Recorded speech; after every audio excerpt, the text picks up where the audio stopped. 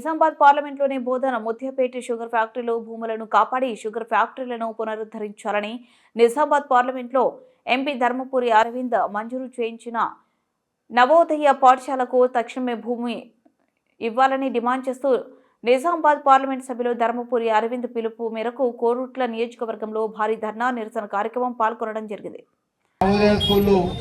Nizamabad parliament తీసుకొచ్చారు.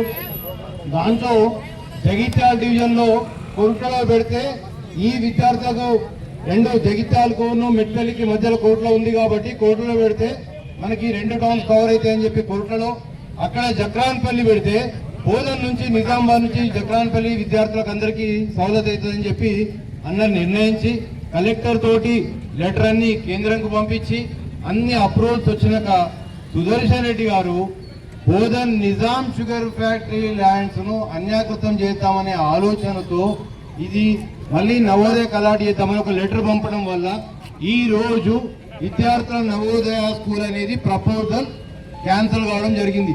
దీనికి ప్రధాన కారణము సుదర్శన్ రెడ్డి గారు ప్రవర్తించిన విధానము.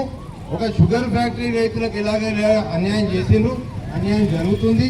ఇక్కడ మాకున్న షుగర్ ఫ్యాక్టరీకి దాదాపుగా 6,000 మంది రైతులకు అన్యాయం జరగడమే కాకుండా 10,000 మంది కర్షకులు కార్మికులు షుగర్ ఫ్యాక్టరీ మీద డిపెండ్ అయి ఉన్నారు. వీళ్ళందరికీ అన్యాయం జరుగుతుంది. ఇదే కాకుండా ఈ రోజు ఏదైతే నవోదయ జక్రాన్పల్లి క్యాన్సిల్ అయిందో బోధన్ సుదర్శన్ రెడ్డి గారు చేయడం వల్ల అది మళ్ళీ రావడం చేయాలంటే అరవింద్ అన్న గారు మళ్ళీ ఢిల్లీ వెళ్ళాలి, మళ్ళీ 4 నెలలు ప్రయత్నం చేయాలి. అంటే స్టూడెంట్ భవిష్యత్ అనేది మళ్ళా అంధకారంలో జరిగిపోయింది. అంటే దీనికి కాంగ్రెస్ ప్రభుత్వం తీరు ఎలా ఉంది? రైతుల పట్ల కర్షం ఉంది, మీకు విద్యార్థుల పట్ల కక్షని సాధిస్తున్నారు. ఇలాంటి ప్రభుత్వం ఉంటే ఇంకా చెడు. వచ్చేది భారతీయ జనతా పార్టీ ప్రభుత్వం ఉంటుంది. మన రైతులందరూ కలిసికట్టుగా ఒకవేళ నిజాం షుగర్ ఫ్యాక్టరీ రైతుల యొక్క ఏదైతే రైతు సమస్యలు ఉన్నాయో ఈ యొక్క నిజామాబాద్ పార్లమెంట్ లోపల షుగర్ ఫ్యాక్టరీకి సంబంధించినటువంటి షుగర్ ఫ్యాక్టరీలు తెరవకుండా షుగర్ ఫ్యాక్టరీకి సంబంధించినటువంటి భూములను ఇవాళ కాంగ్రెస్ ప్రభుత్వము కాంగ్రెస్ ఎమ్మెల్యేలు మంత్రులందరూ కూడా ఇవాళ భూములను వేరే దానికి వాడుకోవడానికి ఇవాళ ప్రయత్నం చేస్తూ ఉన్నారు. ఈ నిజామాబాద్ పార్లమెంట్ లోపల బోధనలో ఉన్నటువంటి షుగర్ ఫ్యాక్టరీని అక్కడ ఉన్నటువంటి స్థానిక ఎమ్మెల్యే అయినటువంటి సుదర్శన్ రెడ్డి గారు ఇవాళ మా ప్రియతమ నాయకులు ధర్మపురి అరవింద్ గారు నవోదయ పాఠశాలల్ని ఇవాళ మూడు పాఠశాలల్ని ఈ జిల్లాకు ఈ యొక్క పార్లమెంటుకు ఇవాళ 3 నవోదయ స్కూళ్లను తీసుకువస్తే ఆ భూమికి సంబంధించి 30 ఎకరాల భూమి ఇవాళ నవోదయ పాఠశాలలు ప్రారంభం కావాలంటే 30 ఎకరాల భూమి అవసరం ఉంటుంది. కానీ ఇక్కడ ఉన్నటువంటి స్థానికటువంటి కాంగ్రెస్ ఎమ్మెల్యేలు ఇవాళ వాళ్ళ ప్రభుత్వం ఈ తెలంగాణ రాష్ట్రంలో ఉంది కదా, కనీసము 30 ఎకరాల భూమి ఇస్తే ఈ యొక్క మూడు నవోదయ పాఠశాలలను ప్రారంభించుకోవడానికి అవసరం ఉంటుంది.